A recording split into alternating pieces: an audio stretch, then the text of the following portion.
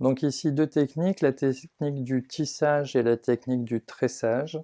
Alors pour la technique du tissage, nous avons des feuilles qui vont rester fixes et des feuilles qui vont venir se tisser par rapport à ces premières feuilles que je vais appeler les trames.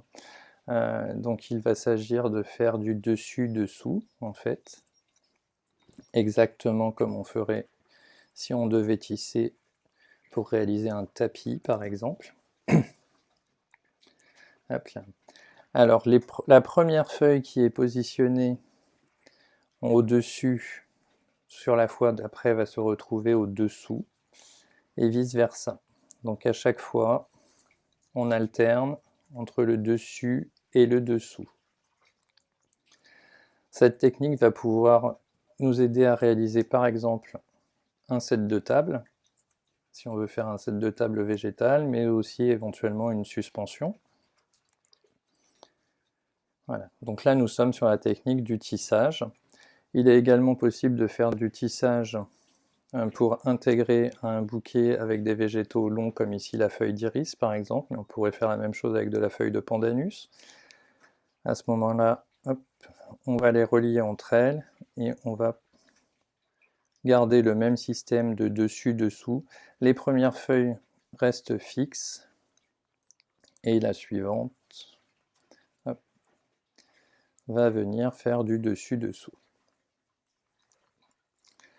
Pour arriver à faire un tissage qui soit correct, il est important de garder un nombre impair de feuilles fixes, donc en feuilles de trame, de façon à toujours inverser celle du dessus et celle du dessous.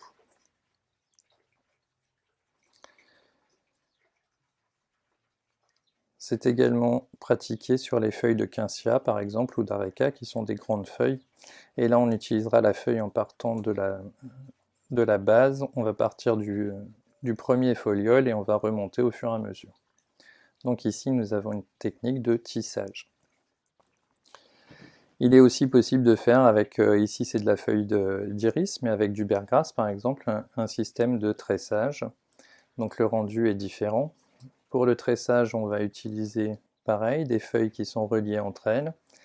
Et là, comme avec des cheveux, on va réaliser donc une tresse. Ces deux techniques qui sont souvent confondues ou associées. Donc en fonction des habitudes de chacun, il peut être aussi très intéressant de faire un tressage avec du berggrass tout autour d'un bouquet par exemple. Au lieu de partir juste sur 3 fils, on va partir sur le même principe que la tresse africaine, donc on reprendra des mèches de berggrass au fur et à mesure du bouquet, de façon à réaliser une collerette qui va venir entourer la totalité du bouquet. Voilà.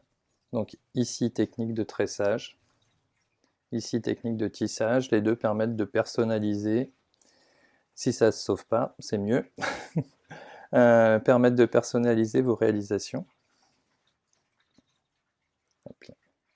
Des fois, c'est rebelle. Et donc bien évidemment, pour terminer votre technique, vous remettez soit un petit lien à l'extrémité, soit éventuellement un point de colle, ça peut fonctionner aussi. Donc ici, je vais mettre simplement un petit fil. Voilà. De façon à ce que ma tresse ne se sauve plus.